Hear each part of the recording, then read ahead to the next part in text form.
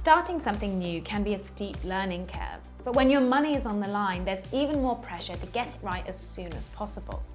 In this video, I'm going to take you through 5 common investing mistakes beginners make that you should try and avoid, from the most general to the #1 worst mistake we typically see. And just as a heads up, this video is not financial advice, and if you do want more info, check out our Beginners Investing Hub by clicking this link here at the end of the video. Mistake number 5, picking the wrong online broker. To start buying shares, you need to sign up with a broker or trading platform. Simple enough, right? Well, the problem is if you pick the wrong broker, you could end up paying hundreds of pounds a year in fees and miss out on some really valuable tools that could help you become a better investor. The trick is to figure out what you want to get from investing. Before you start comparing apps and brokers, ask yourself, what kinds of stocks do you want to buy? Is it UK only, US, or global stocks? How often do you plan to trade? How much are you planning to invest, and how much can you afford to lose? More than anything else, these points will decide what fees you'll be paying on different platforms. And the main fee to consider is the brokerage or commission fee, which is charged by your broker or your app every time you make a trade. Unless, of course, you have an app that offers commission-free trades, in which case you don't need to worry about this fee. But even with commission-free apps, it's a good idea to keep an eye out for other fees. After all, there's no such thing as a free lunch. Some brokers will have a flat fee structure where they charge the same amount for each trade you make, ideal if you just want to make 1 or 2 trades a month, while other brokers will offer discounts if you make, say, over 50 trades a month.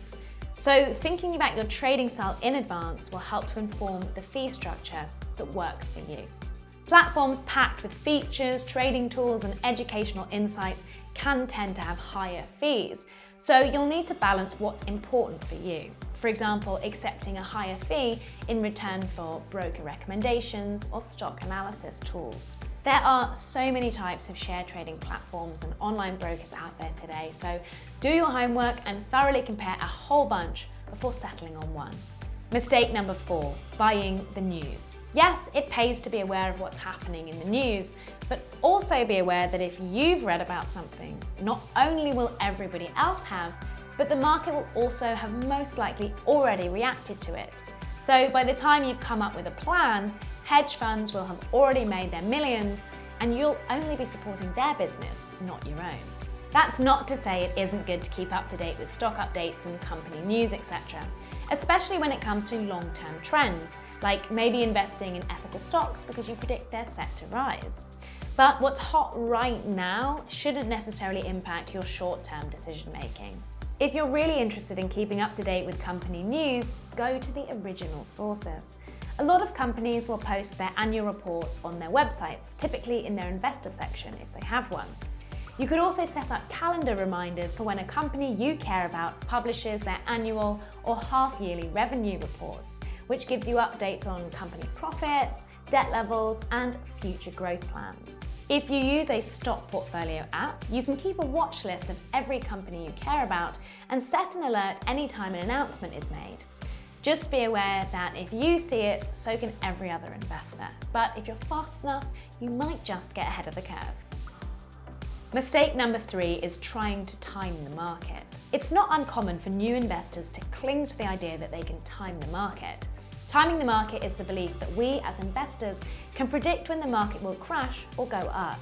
And there are a few reasons why this is difficult, if not impossible.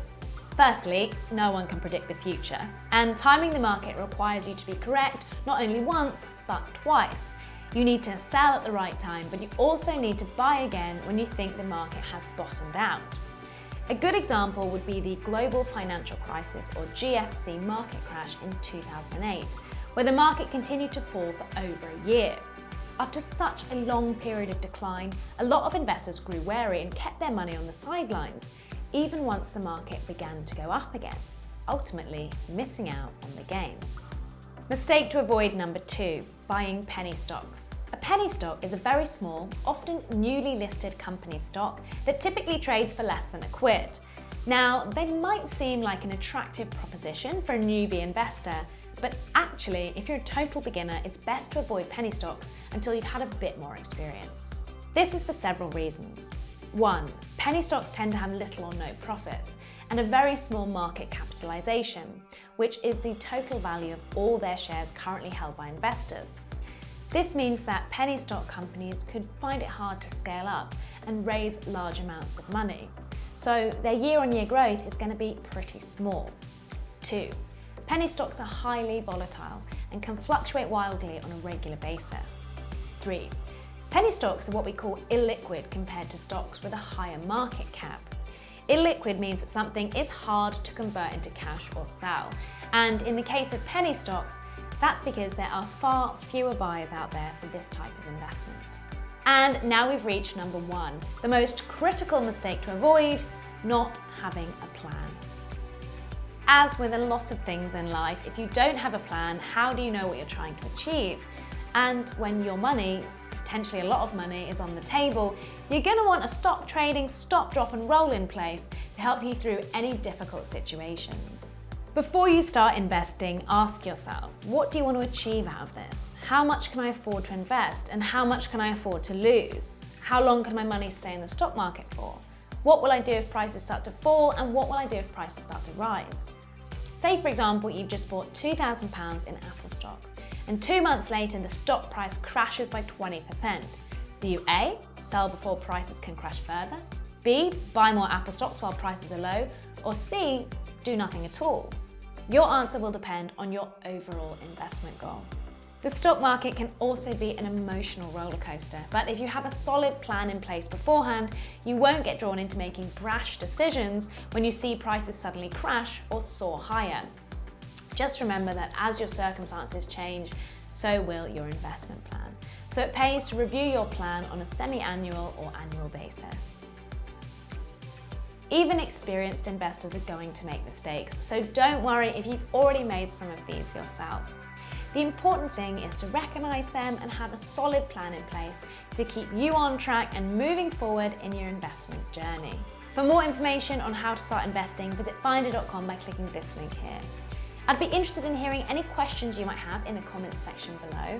And for those investors a little further down the path, what were some of the mistakes you made that others might be able to learn from? If you enjoyed this video, give us a like, subscribe to our channel and be sure to hit that bell button to be the first to know when a new video drops.